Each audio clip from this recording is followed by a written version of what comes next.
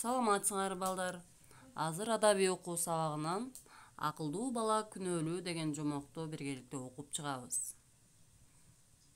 Биринчи сабагыбыздын максаты менен таанышып алабыз. Жомок менен таанышып, маанисин түшүнөсүңөр. Ой жүгүртүүңөр, кабыл алууңар өнүгөт. Адептүү болууга тарбияланасыңар. Жомокко кунт коюп угуп турабыз, Түш ооп калган. Сабактар бүтүп, балдар үй-үйлөрүнө тарап кетишти. Бир гана 4-класстын балдары мектептин арт жагындагы отун, көмүр сактаган кампанын далдаасына топтолушту. Алардын максаты классташ достору менен темир менен алымдын күчүн жекеме-жеке күрөштүрүп сыноо болчу. Ал экөө бүгүн эртең менен эле диний тарбия сабагында катарга тизилип жатып, орун талашып калышкан. Чындыгында экөөнүн тең бою тепе-тең болчу. Экөө тең астыга турганга умтулуп көпкө тирешти. Акыры темир көктүгүнө салып алымдан мурда туруп алды. Дал ушул учурда мугалим келип калып, алардын чыры убактылуу токтогон болчу. Сабактан кийин жекеге чыгасыңбы? Деди алым темирди чыканагы менен нукуп. Давай, эмне коркот дейсиңби? Чыгам эле. Мына эки баатырдын жекеме-жеке кармашы башталды.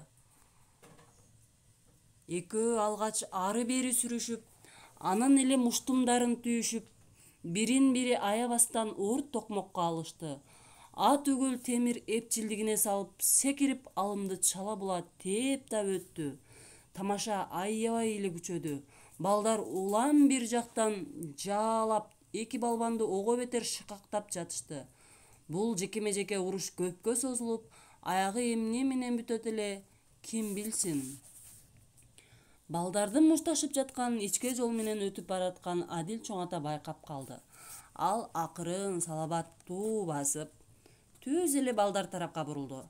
Чоң атанын караанын көргөн балдар тып-токтошуп, эч нерсе көрбөгөндөй болуп туруп калышты. Карыя жакын келди да: "Ким менен ким мушташып жатат? Я, талашыңар эмне? Айткылачы, кана?" деп салмактуу сурады. Балдардын баары сүйлөшүп алгансып, эч кимиси унчуккан жок.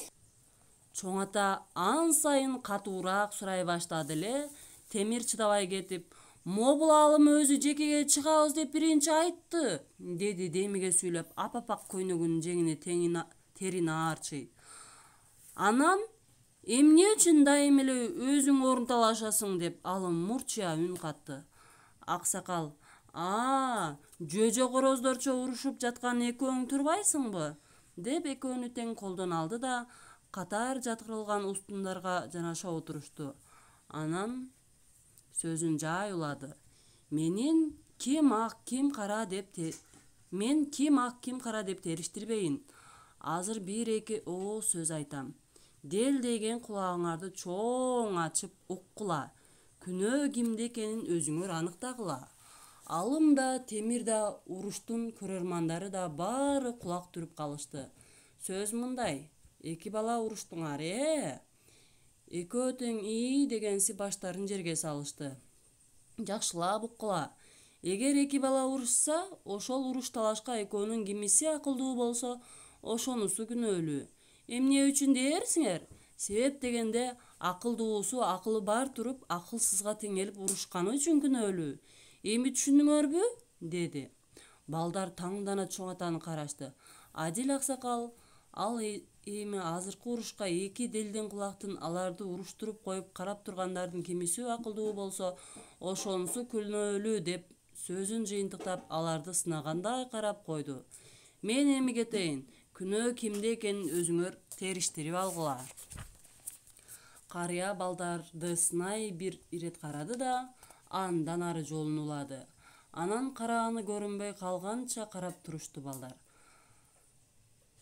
Анан ар бири өз алдынча ким акылдуу, ким күнөөлүү, өзүн күнөөлөп турду. Экөө тең: "Мен акылдуумун да, ошол үчүн күнөөлүүмүн.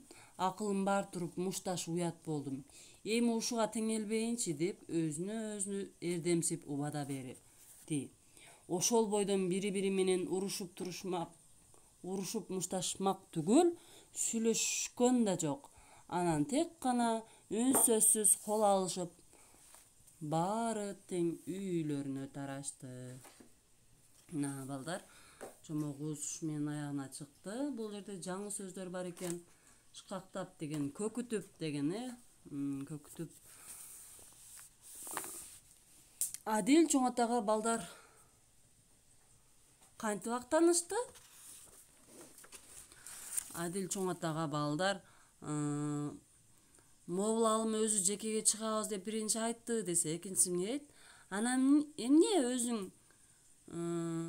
орун талашасың деп бири-бирине жамандап актанышыптыр. Чоң ата бул уруш талашка балдардын кимиси күнөөлүү деп айтты? Ооба, чоң ата акылдуу бала күнөөлүү деп айтты. Себеби акылсыз балага тең келип урушуп жатасың деп айтты.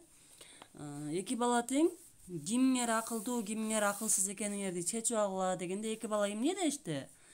Чын эле мен акылдуу болбушуга теңелдимби деп өздөрүн акылдуу сезишип, үйлөрүнө тарап кетишти. Андан кийин ошолор бири-бири менен уруша турган болдубу? Жок, жөн гана үн сөзсүз кол алышып учураша турган болушту. Эми балдар, биз дагы ушул жомоктон аңгемеден сабак алып, досторубуз менен урушпай, талашпай, өзүбүздү акылдуу сезип, дайым сабакка көбүрөөк көңүл буруп, сабактарда жакшы окуйлу. Силерге балдар тапшырма ушул алым менен. Экинчи баланын аты ким балдар? Эсиңерде калдыбы? Ооба, темир. Алым менен темирдин сыпаттарын, сыпаттап, ушул алым менен темирди сыпаттап, Вендин диаграммасын түзүп, мага жөнөтөсүңөр. Тапшырма түшүнүктүү болсо, кийинки сабактан көрүшкөнчө балдар.